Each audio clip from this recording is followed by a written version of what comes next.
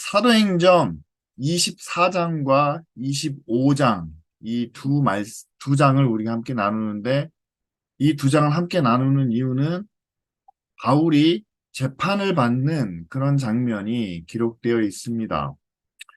이미 23장에서는요, 예루살렘에서 다시 말하면 유대인의 공회에서 재판받는 장면이 나왔다면 이제 24장과 25장에는 가이사랴는 로마의 총독이 살고 있는 그런 도시죠. 그래서 로마의 총독 앞에서 바울이 재판을 받는 장면이 이 두 장에 걸쳐서 기록되어 있습니다. 그러면 여러분 이 재판에 있어서 가장 중요한 게 무엇이냐? 여러분 재판을 통해서 우리가 가리는 것은 유죄와 무죄를 가리는 거죠. 따라서 이제 검사가 한쪽 편에 서고 또 다른 한쪽 편에는 변호사가 서게 되는데 자, 피고인이 죄를 지었느냐 짓지 않았느냐 그리고 뭐 민사재판의 경우에는 원고와 피고가 있는데 누가 옳으냐 원고의 주장이 옳으냐 피고의 주장이 옳으냐 이런 식으로 어떤 사실에 근거해서 옳고 그름을 나아가 이 사람이 죄가 있느냐 없느냐를 판단하는 것이 바로 이 재판의 목적이고 또한 재판이 중요한 이유죠. 따라서 여러분 재판에 있어서는요 이 사람이 어떤 일을 했는지 아주 객관적인 사실에 근거해야만 합니다. 그래서 구약의 말씀을 보면 레위기에도 나와요. 재판은 항상 공정해야 된다. 힘 있는 사람에 대한 재판이나 가난한 사람에 대한 재판이나 아니면 어, 권력이 있는 사람이나 아니면 부자나 그렇지 못한 약하고 가난한 사람이나 모두가 다 똑같이 하나님 앞에서 또는 법 앞에서 공정한 그런 판결을 받아야 된다. 그래서 어, 선지자들도 가난한 자의 재판을 그렇게 굽게 하지 말라. 그러니까 우리나라 말에도 그런 말이 있잖아요. 유전무죄라는 말이 있잖아요. 돈이 있으면 죄가 없어진다. 죄를 없는 것처럼 만들 수 있다라고 얘기하는데 그런 것 없이 분명하게 사실에 근거해서 재판을 해야 된다. 그래서 여러분 우리가 이제 법원 같은 데를 직접 가보셔도 되고 아니면 드라마에 보면은 이제 법원 앞에 어떤 여신상이 서 있습니다. 어떤 상이 서 있냐면 뭐 정의의 여신상 이렇게 세워놓는 상이 하나 있는데요. 한쪽에는 법전을 끼고 다른 한쪽에는 저울을 들고 있습니다. 이렇게 양팔 저울이죠. 그리고 난 다음에 더 중요한 것은 그 대부분 눈을 가리고 있다라는 거예요. 눈을 가리고 한쪽에는 법전과 한쪽에는 저울을 들고 있습니다. 저울을 들고 있다는 얘기는 공평하게 옳고 그름을 가늠하겠다는 거고요. 눈을 가린다는 것은 뭐냐면은 이 사람이 어떤 사람인지 힘 있는 사람이든지 힘이 없는 사람이든지 부자이든지 가난한 사람이든지 그거에 대해서 전혀 보지 않겠다. 오직 그 사람이 행한 일과 사실로만 판단하겠다. 라는 의미로 법원 앞에 있는 정의 여신상은 대부분 눈이 가려져 있습니다. 그런데 오늘 우리가 이제 사도행전 24장과 25장을 이렇게 쭉 살펴볼 텐데요. 로마 총독에 의해서 재판받는 바울의 모습은요, 그가 한 일과 또한 주변에서 어떤 사실에 대한 증언에 의해서 어떤 재판이 이루어지는 것이 아니라 굉장히 정치적인 재판이 이루어지고 있다는 것을 우리는 보게 되죠. 자, 24장에 먼저 이제 가이사랴에서 총독 벨릭스 앞에서 이제 재판을 받게 됩니다. 자, 예루살렘에서 대제사장 아나니아와 그다음에 그 아나니아와 함께 변호사가 동석을 하게 되죠. 그래서 그 변호사가 함께 동참해서 이제 가이사랴에서 재판을 받게 되는데 24장 앞부분에 보면은요. 이들이 그 총독 벨릭스를 굉장히 높이는 그런 아첨하는 말을 쭉 늘어놓습니다. 그리고 난 다음에 이제 바울에 대해서 여러 가지 항목들의 죄목들을 열거하고 있는데요. 첫 번째, 이 사람은 전염병과 같은 사람입니다. 그래서 천하에 흩어져 있는 유대인들을 찾아다니면서 소요하게 하는, 소동을 일으키는 그런 사람입니다. 그리고 두 번째, 이 사람은 나사렛 이단의 우두머리입니다. 그리고 세 번째, 이 사람이 예루살렘에 와서 성전을 더럽히려고 하였는데 우리가 그것을 잡았습니다. 뭐 이렇게 바울의 죄목을 하나씩 하나씩 열거한다는 사실이죠. 그리고 주변에 있는 다른 유대인들이 이 대제사장과 이 변호사가 말하는 것이 옳습니다, 옳습니다 라고 강하게 주장하기 시작을 합니다. 자, 그런데 여기서 한번 생각해 보세요. 전염병과 같은 사람이고 이 사람이 여러 지역을 다니면서 유대인들에게 소동을 일으키는 사람이고 또한 나사렛 이단의 우두머리고 성전을 더럽히려고 했다. 자, 그럼 이 사람이 이건 하나의 주장이잖아요. 주장을 뒷받침만 할 만한 근거나 증인이나 떴던 증거가 필요한데 그거에 대한 증거는 없이 이들은 주장만 계속해서 늘어놓고 있었다는 사실이죠. 그래서 바울은 그에 반대하는 이제 자기 변론을 하게 되는데 이제 근거를 하나씩 대는 거죠. 나를 유대인들로 하여금 소동을 일으키고 성전을 더럽혔다고 이야기하는데 그게 아니고 나는 예루살렘에 예배하러 올라간 지 12일밖에 되지 않았습니다. 라고 이제 정확한 날짜를 대는 거죠. 근데 12일이라고 얘기했는데 12일 중에 7일은 성전에 올라가서 다른 유대인들과 함께 정결 예식을 치렀다는 사실이죠. 그러니까 그거는 아주 명백합니다. 증인도 있습니다. 7일 동안은 그가 정결 예식을 했기 때문에 그럼 예루살렘에 도착하고 그 나머지 뭐 한 4, 5일 정도 되는 시간 그 시간 동안에 무슨 전염병을 퍼뜨리고 무슨 소동을 일으켰고 또 성전을 어떻게 더럽혔겠느냐. 사실은 유대인들의 주장이 너무 근거가 빈약하다는 것을 말해주는 거죠. 그리고 자신을 나사렛 이단의 우두머리다라고 이야기하는데 바울은 스스로 얘기합니다. 나는 바리새인이고 또 가말리엘 문화에서 교육을 받았기 때문에 하나님을 섬기고 율법과 선지자들의 글을 내가 다 믿고 또한 하나님에 대한 소망을 가지고 의인과 악인의 부활에 대해서도 믿는다. 자, 이 내용은요. 그 당시 모든 바리새인들이 함께 고백했던 신앙 고백과 같습니다. 바리새인들이 공통적으로 믿고 있는 그런 믿음의 근거예요. 율법과 선지자의 글과 또한 하나님께서 죽은 자의 부활을 통해서 의인과 악인을 심판하시는 그런 내용들. 그래서 자기는 양심의 거리낌이 없기를 항상 힘쓰고 있다라고 이렇게 이야기를 하죠. 따라서 일반 유대인들이 바리새인들이 갖고 있는 그 믿음을 바울도 똑같이 갖고 있다라는 것을 이야기합니다. 다만 차이점이 있다면 예수 그리스도의 십자가를 통해서 이전에 유대인들이 갖고 있던 그 율법에 대한 해석과 예수 그리스도를 통한 율법의 해석에는 차이가 있다는 것을 어, 말하고 있을 뿐이죠. 그러나 율법 자체를 그가 무시하거나 또한 그것을 없이 여기진 않았다. 그리고 마지막으로 그가 예루살렘에 기근이 임하지 않았습니까? 그래서 예루살렘에 구제할 것을 가지고 오고 재물을 가지고 와서 그가 7일 동안의 결례를 행했다. 그것을 많은 사람들이 지켜보았다라고 이렇게 이야기를 합니다.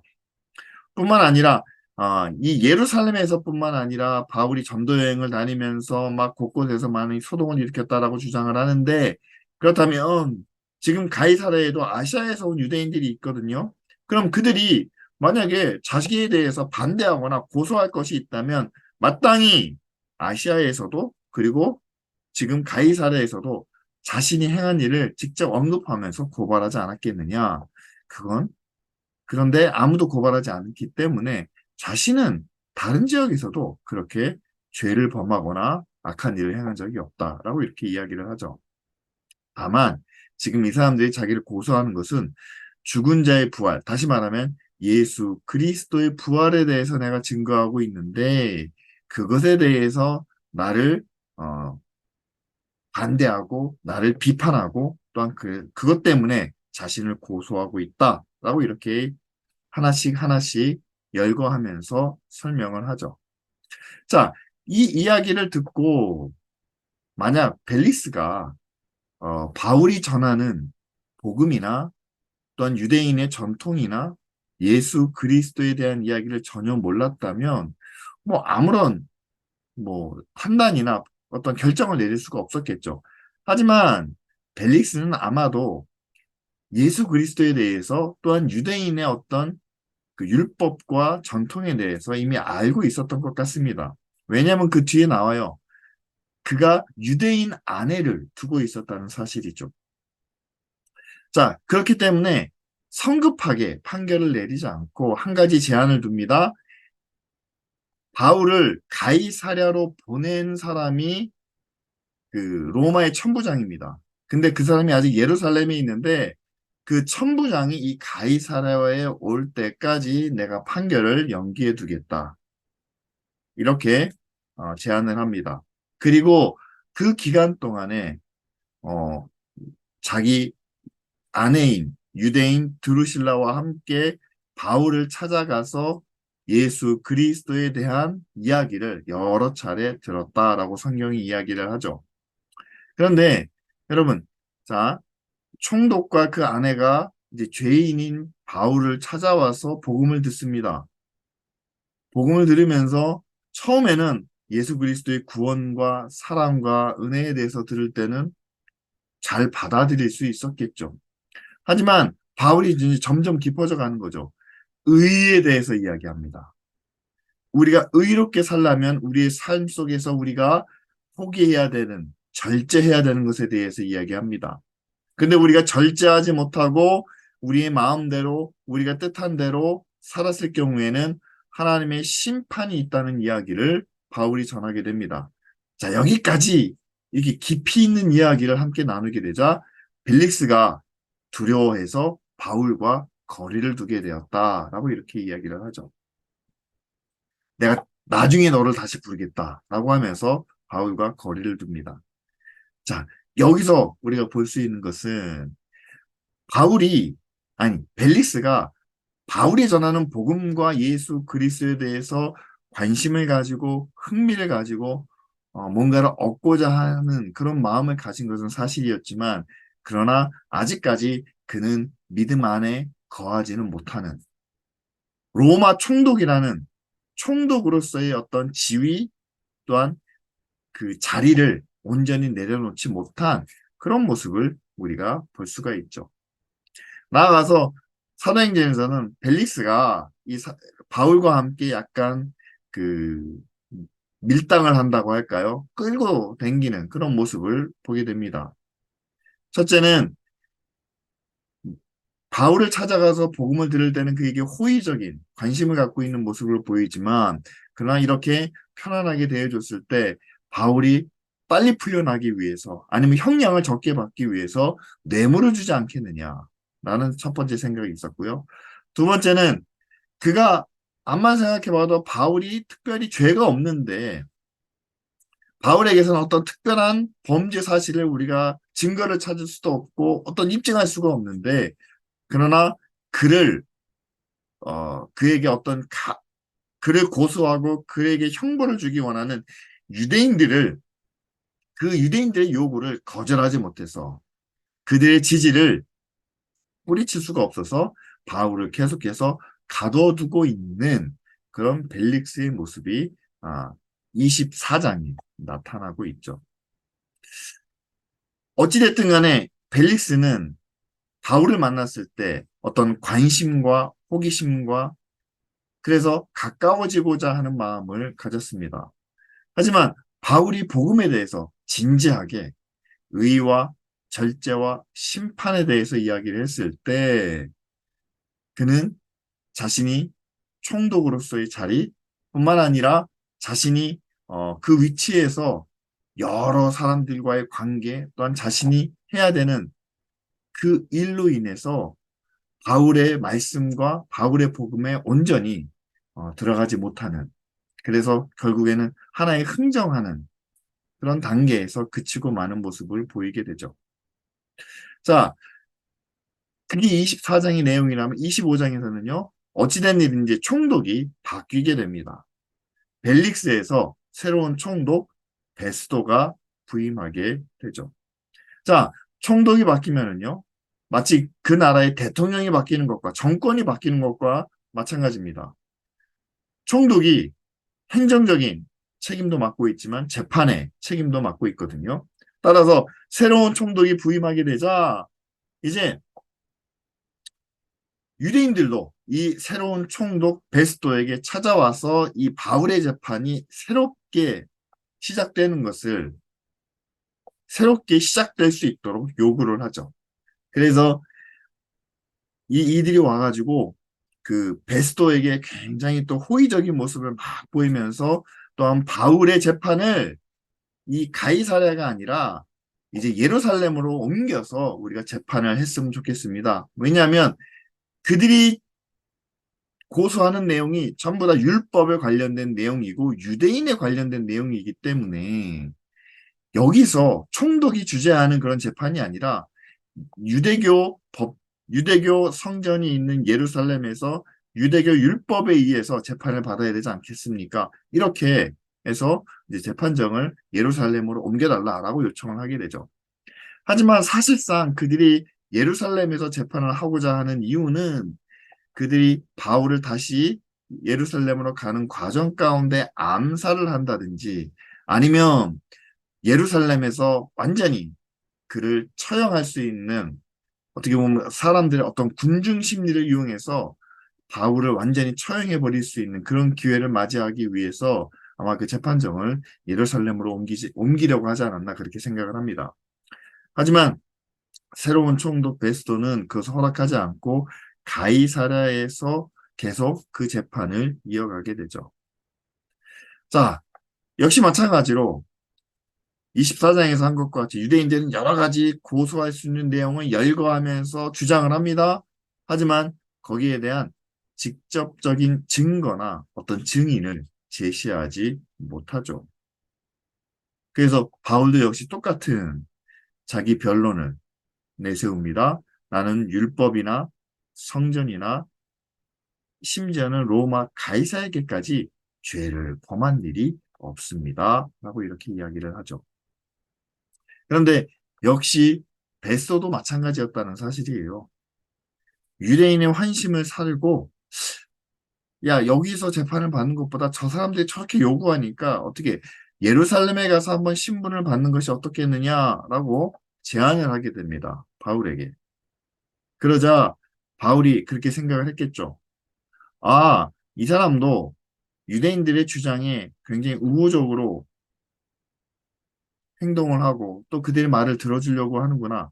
자칫하면 정말 바울이 예루살렘으로 또 이송될 수도 있거든요.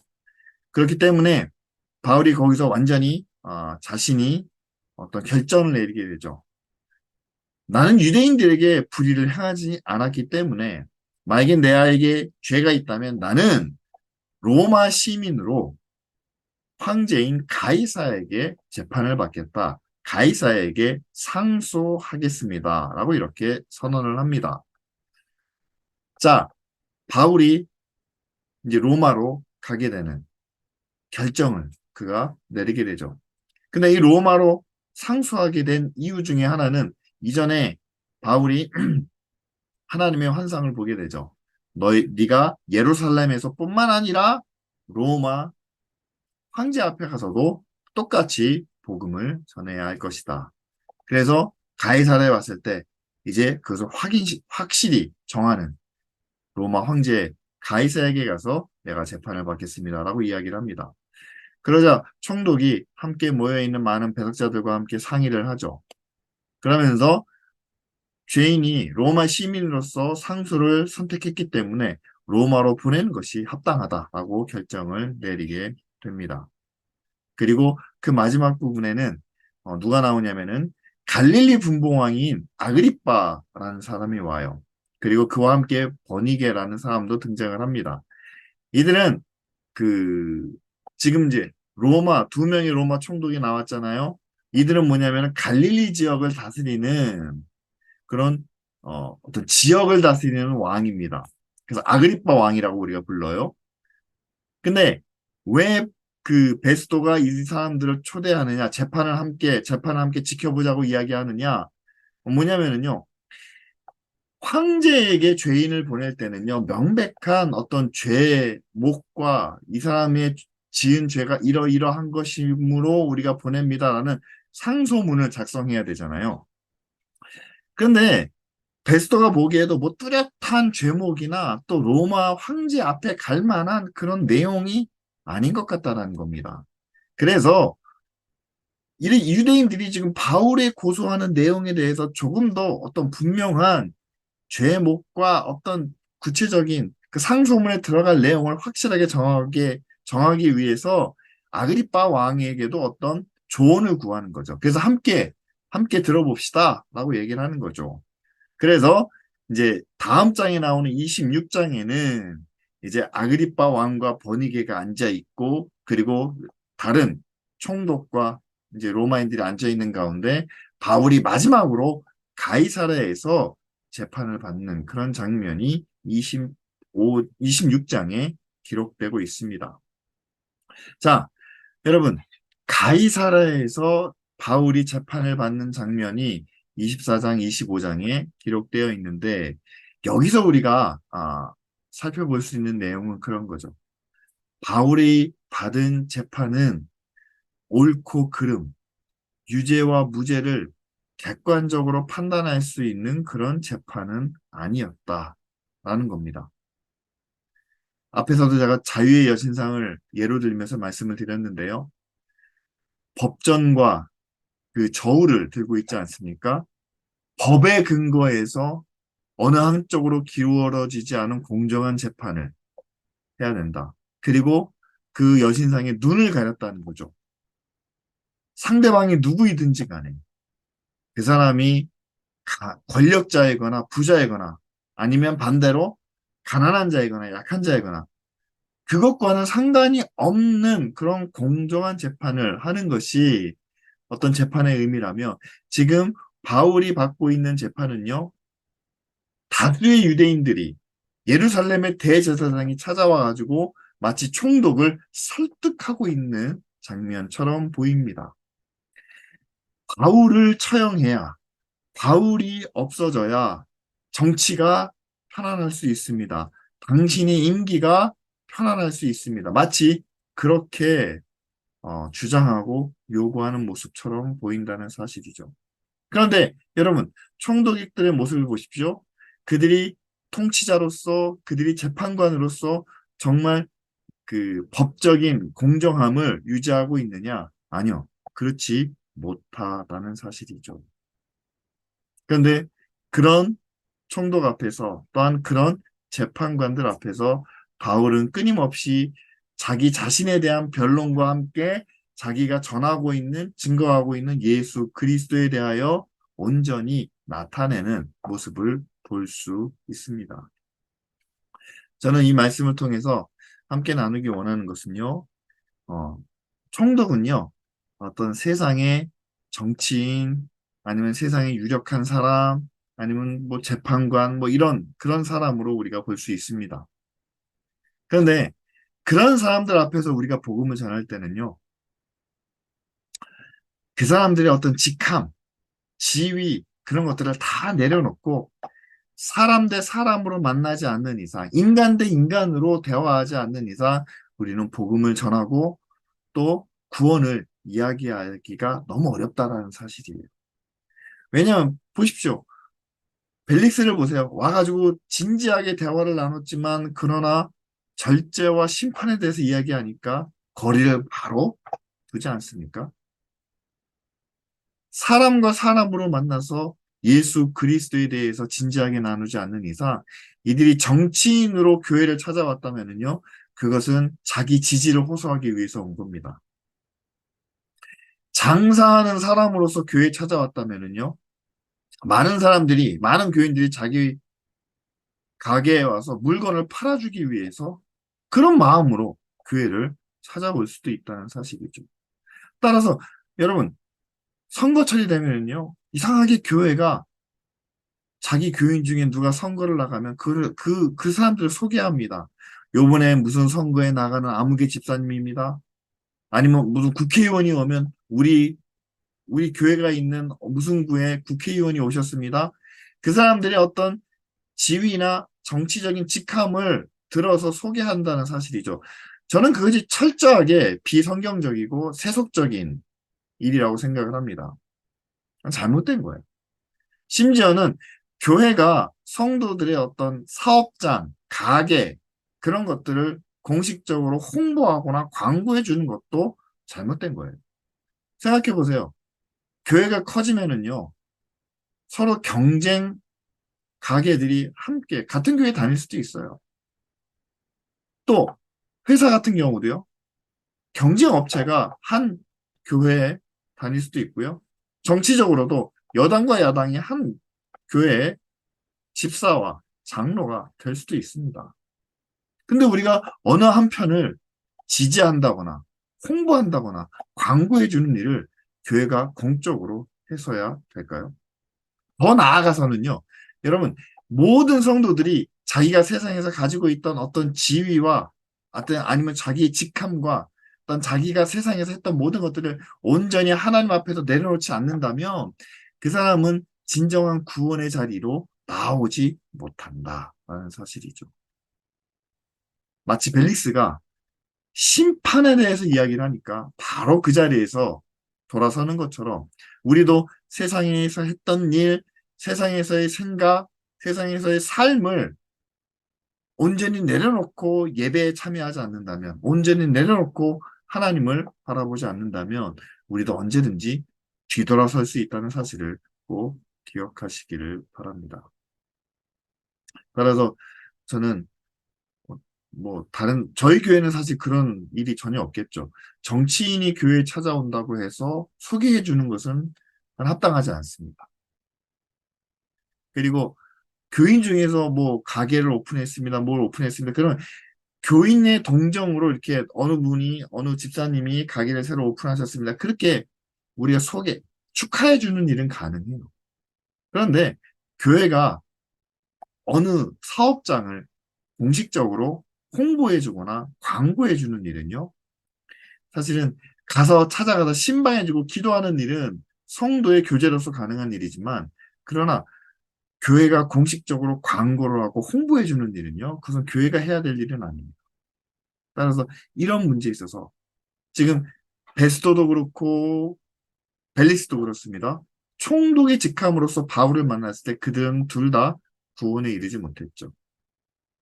뿐만 아니라 지금 이 재판의 자리에서 왜 옳고 그름이 객관적인 사실이 계속해서 밝혀지지 못하고 왜 어리석은 주장만 난무하고 있느냐라고 한다면 여러분 그렇습니다. 그들이 세상에서 가지고 있는 세상에서의 지위, 세상에서의 입장, 세상에서의 모든 것들을 그들이 교회 안에서 온전히 내려놓지 못하고 있다는 사실이죠. 여러분, 교회에 있어서만큼은요, 우리는 옳고 그름을 이야기를 합니다. 하나님 앞에서 무엇이 옳은지, 하나님 앞에서 무엇이 옳지 않은지를 우리는 이야기를 합니다. 그 기준은 단 하나죠. 하나님이 기뻐하시는 일이 무엇일까라고 우리는 판단하는 겁니다.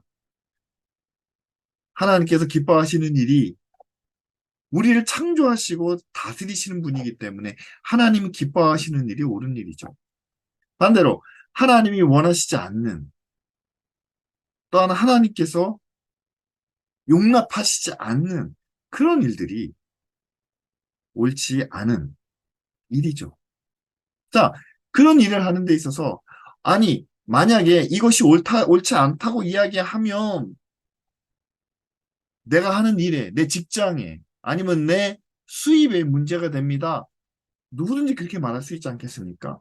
그런데 여러분 교회 안에서 세상에서 하는 일을 가지고 계속 시비를 걸게 되면 뭐든지 다 문제가 되고 다 옳고 그름 자체를 논하기 어려워진다라는 사실이죠. 따라서 여러분, 목사들이 설교하면서 가장 어려운 게 그거예요. 옳다 그르다를 교인들의 현실적인 상황과 어떤 그들의 어떤 모든 것을 다 고려해서 순화시켜서 이야기하려다 보니까 옳지 않은 것을, 불의한 것을 불의하다고 말하지 못하는 겁니다. 특히 이민교회가 그렇죠. 이민교회가 가면은요, LA에 있는 교회는 그렇다고 그래요. 절반 이상이 불법 체류자라고 합니다. 그래서 의로우신 하나님께서는 절대로 불의를 용납하지 않으십니다라고 말하면 교인들의 절반 정도가 시무룩해진다는 거예요. 삐진다는 거예요. 따라서 여러분, 우리가 하나님 앞에 이야기할 때는 우리가 하나님 앞에서 함께 말씀을 진리를 나눌 때는 우리의 상황과 우리 여건과 우리 환경을 놓고 이야기하는 것이 아니라 정말 하나님의 말씀 그 자체로 옳고 그른 것을 우리가 함께 나누면서 그것을 통해서 현실적으로 그것을 우리가 어떻게 적용하고 우리가 어떻게 받아들이고 우리가 어떻게 실천해야 되겠느냐 그 부분에 있어서는 정말 우리가 서로를 사랑하고 또한 서로를 이해하고 용납하고 관용을 베푸는 마음으로 그렇게 적용을 해야 한다는 사실이죠.